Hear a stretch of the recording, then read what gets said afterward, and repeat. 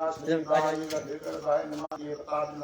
कैसी करिए पुत्र देवताभ्याम नमः, इष्ट देवताभ्याम नमः, वास्तु देवताभ्याम नमः, सर्वेभ्यो ब्राह्मणेभ्यो नमः, सर्वेभ्यो देवेभ्यो नमः, सर्वेभ्यो ऋषियो नमः, सर्वेभ्याय नमः, सर्वेभ्याय नमः, सर्वात्मने परब्रह्म परमेश्वराय नमः। हरि ओम। सच्चिदानंद रूपाय विश्वोत्पत्त्यादिहेतवे तापत्रय विनाशाय श्री कृष्णाय वयं नमः। कृष्णं नारायणं वन्दे, कृष्णं वन्दे ब्रजप्रियं, कृष्णं द्वैपायनं वन्दे, कृष्णं वन्दे कथासुतम्। अखण्डं मण्डलाकारं व्याप्तं येन चराचरं तत्पदं दर्शितं येन तस्मै श्री गुरुवे नमः। यं प्रयन्तमनुपेतमपेतकृत्यं द्वैपायनो गृहीता आजुहाव पुत्रेति तन्मयतया तवो विनेदुस्तं सर्वभूते हृदयस्थं मुनिमानतोऽस्मि। राधा भक्तिर्हरिज्ञानं याज्ञां या च समन्विता तां श्रीभागवती गाथां वन्दे युगलरूपिणम्।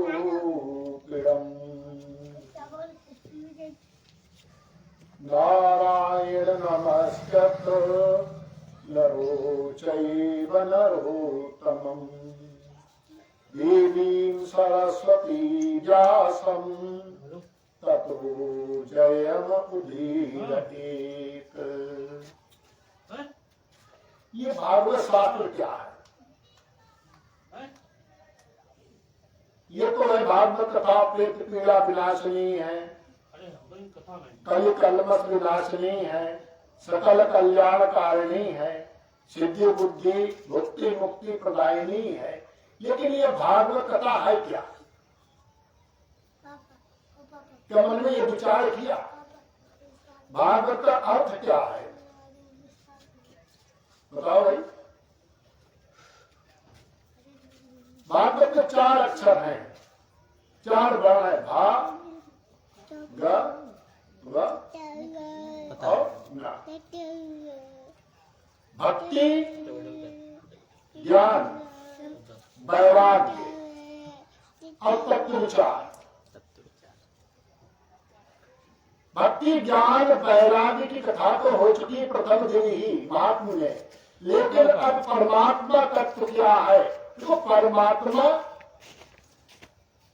ये न देवासुरमर्त्य त्र्यंगो न स्त्री न षंडो न पुमान न जंतु।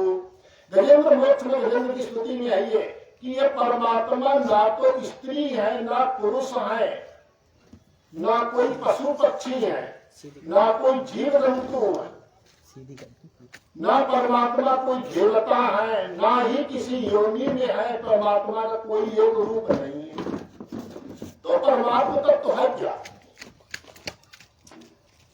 जो साकार स्वरूप मानते हैं उनके लिए साकार है, जो निराकार ब्रह्म की उपासना करते हैं उनके लिए निराकार है।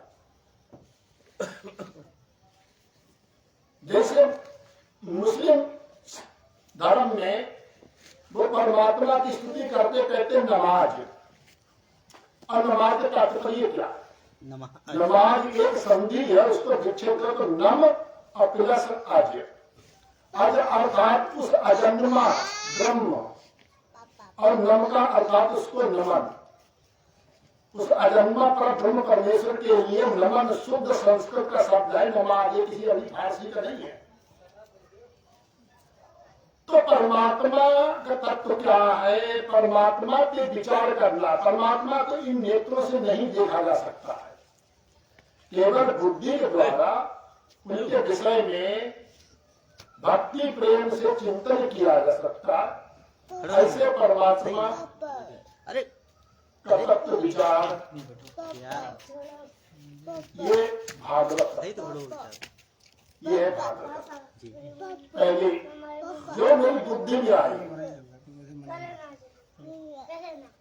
देखो बाबा तुलसीदास जी ने कहा कि कभी न हो नहीं चतुर कहावो, ना तो मैं कवि हूँ, ना मैं वक्ता हूँ, ना मैं कोई विद्वान हूँ, ना मैं कोई संत महात्मा हूँ, बस मति अनुरूप ज्ञान राम गुण गाओ। जैसी बुद्धि में आता वैसे ही आप लोगों के समक्ष रखते हैं। तो पहला मेरी बुद्धि से ये परिभाषा आती भगवान, भक्ति, ज्ञान, वैराग्य और तत्व विचार अर्थात भागवत। और दूसरा जो भागवत जी में श्लोक है, राधा भक्ति हरि ज्ञानम, जो भक्ति देवी है वो स्वयं श्री राधा जी है, और जो ज्ञान स्वरूप है वो स्वयं भगवान नारायण श्री हरि है। राधा भक्ति हरि ज्ञानम या ध्यान या च समन्विता, और इस भागवत में यही दोनों है। ताम श्री भागवती गाथाम वंदे युगल रूपिणम। तो हम पूरी भागवत कथा में क्या करते, श्री राधा कृष्ण के युगल स्वरूप की ही वंदना करते। हम राधा कृष्ण की ही पूरी गाथा कहते हैं भागवत में। एक भागवत का अर्थ ये है। अब हम कल के प्रसंग चलते कल भाई हम कहाँ तक पहुंचे थे?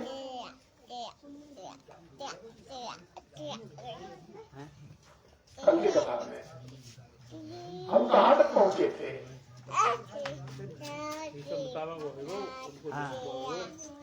वो अश्वत्थामा वाली कहानी थी लास्ट, बिल्कुल। परीक्षित का जन्म हो चुका था।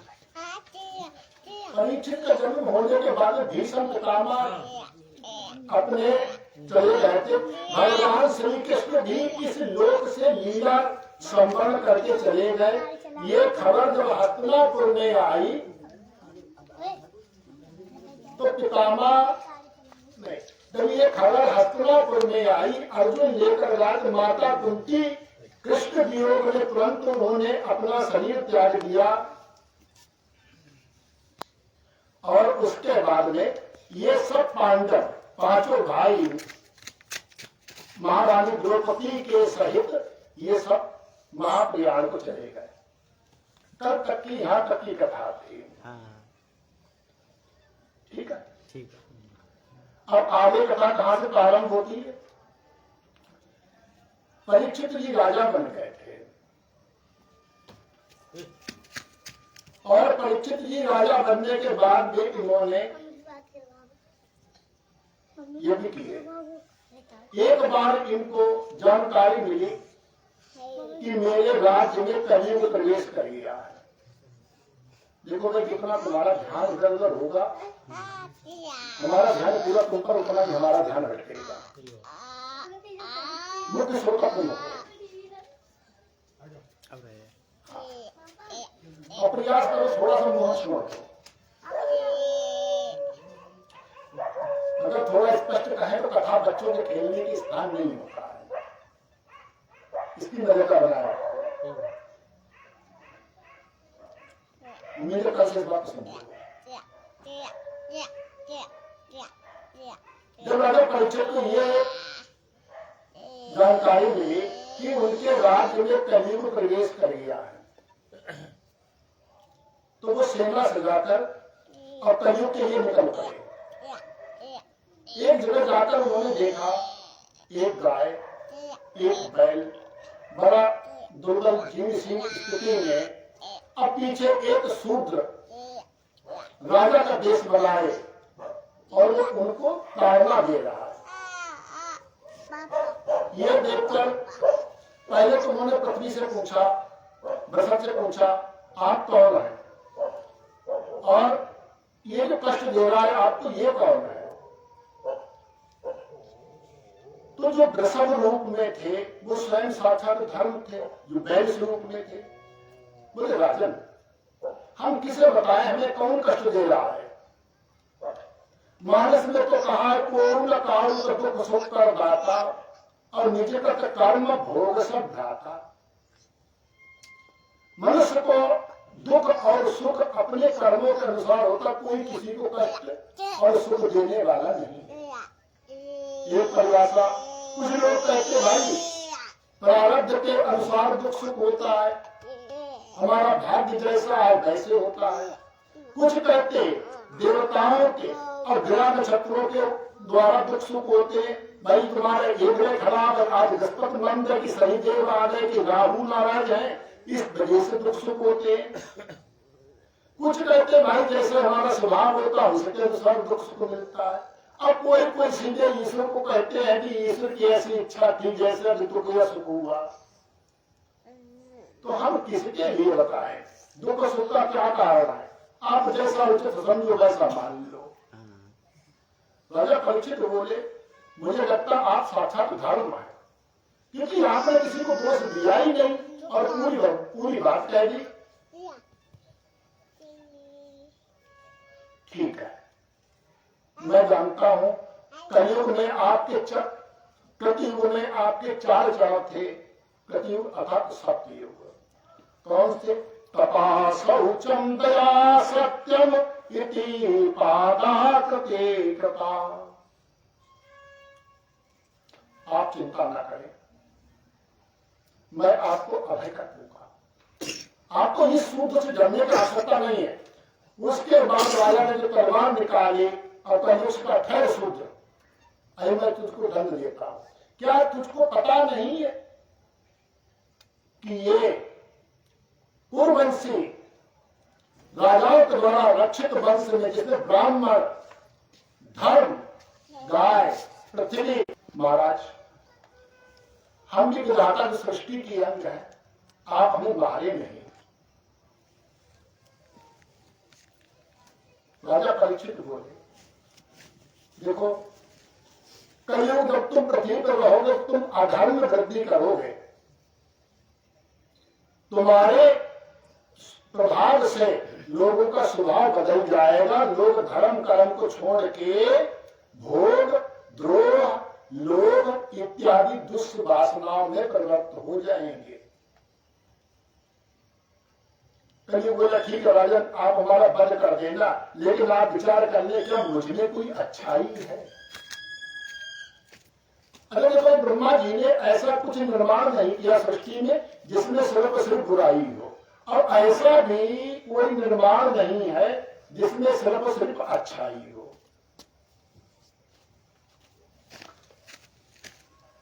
जड़ चेतन गुण दो समय विश्व की न करतार, संत हंस गुण गाय पाए परिहर बारी विकार।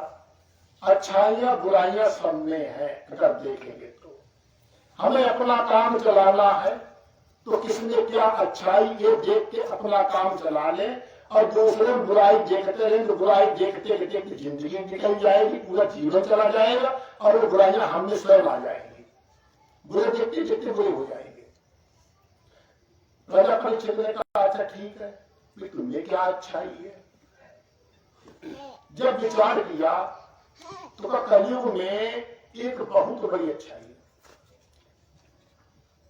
और ऐसी अच्छाई है महाराज कि सतयुग और त्रेता और द्वापर की प्रजा ये चाहती कि हमारा जन्म कलयुग में हो। कलयुग जो समझ, ये बात हम अपने मन से नहीं बोल रहे, भागवत शास्त्र में प्रमाण है। कलयुग समझुग आज नहीं जो नर कर विश्वास। क्यों? सतयुग में जो फल तपस्या से मिलता है, त्रेता में जो बड़े बड़े द्रव्य यज्ञों से आराधना से होता है, द्वापर में जो फल भगवान की सम्यक पूजा से होता है, पूरा विधि विधान से, वही कलयुग में केवल भगवान के नाम स्मरण से मिल जाता है। कलौ केशव कीर्तनाथ, कलयुग केवल हरिगुण गाहा, कलयुग केवल नाम आधारा। बहुत प्रमाण है। कलयुग में आपको किसी साधन की आवश्यकता ही नहीं है। यही कल कारण साधन दूजा जोग यज्ञ जप तप व्रत पूजा, कलयुग व्रत रहो या ना रहो, यदि करो या ना करो, जप करो मत करो, जैसे चाहे वैसे रहो, शौचाचार का भी विषय बहुत ज्यादा अधिक आवश्यकता नहीं है। हाँ, केवल लगातार राम नाम सुमिरन करते रहो। राम सुमिर गाय राम, संतत सुनई राम गुण रामय। ये लोग कहाँ है कथा होती थी आदि। अब जब कलयुग का ऐसा महत्व देखा तो राजा ने कलयुग को बदल नहीं करना चाहिए, छोड़ दिया। बोले ठीक है, हम तुम्हारा बद तो नहीं करेंगे, लेकिन मर्यादा में रखेंगे, सब जगह नहीं रहोगे। बोले महाराज हम कहाँ रहे, पूरी पृथ्वी तो आपके अधीन में, आप पूरी पृथ्वी के सम्राट हैं, रहना तो आपके राज्य में है, कहाँ रहे हैं। बोले देखो भाई तुम्हारे लिए 4 स्थान है। कौन कौन से स्थान है? दूतम पालन स्त्रिया सूना यत्रा धर्म अधर्म चतुर्विधा। बोले 4 स्थान है जहां शराब धर हो, मजरालय वहां रहो, जहां कसाई खाना हो वहां रहो, जहां वैश्यालय हो, जहां वैश्या रंडी रहती हो वहां रहो, और जहां जुआ खेला जाता हो, जहां जुआ खेला जाता है लघु कीड़ा वहां रहो। बोले यहाँ पे 4 तरह का अधर्म रहता है। कौन सा क्या? अधर्म में ततो अन्यतम, जुआ में झूठ की प्रधानता होती है, मद में शराब में अहंकार की प्रधानता होती है। ये तो प्रैक्टिकल है। अहंकार तुरंत व्यक्ति का, जिसकी इतनी हिम्मत ना हो वो शेर से लड़ जाएगा, कोई परवाह नहीं। अच्छा, जहां पर स्त्रियां होती वैश्याएं, वहां काम की प्रधानता होती है, और जहां कत्ल खाने हैं कसाई घर, उसमें हिंसा की प्रधानता होती है। बोले ये कलयुग का 4 स्थान पर रहना भाई कहेंगे। अब कलयुग बोले महाराज है तो हम गए गिरे, लेकिन इतने गए गिरे ना कि आपने जो हमें स्थान दे दिए वो तो किसी गिरे से गिरे रहने लायक नहीं है। कोई एक स्थान तो आप हमें दे देगा, आएगा थोड़ा सा। बोले ठीक है, सोने में रहो। किसमें? सोने में।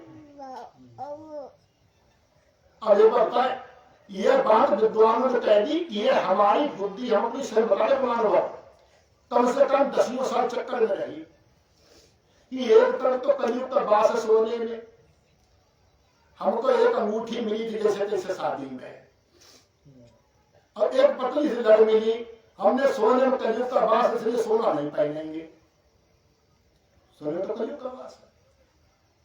अब भगवान ने कही ठीक है तुम सोना पहना हो ना, हम तो पूरी जिंदगी सोना देंगे क्यों, हमने दोस्त देख लिया आधे ज्ञान में। दूसरे जब श्री गीता जी में भगवान के विभूति योग पढ़ा तो भगवान ने कहा धातुओं में स्वर्ण हूं, सोना इतना पवित्र है महाराज की आप यदि कर रहे हो, कोई पूजा पाठ कर रहे हो और आपके हाथ में पवित्र कोई आ सकता नहीं, यदि आप सोने अंगूठी पहने हैं तो सोने अंगूठी पहन ले, पवित्र आपकी हो गई।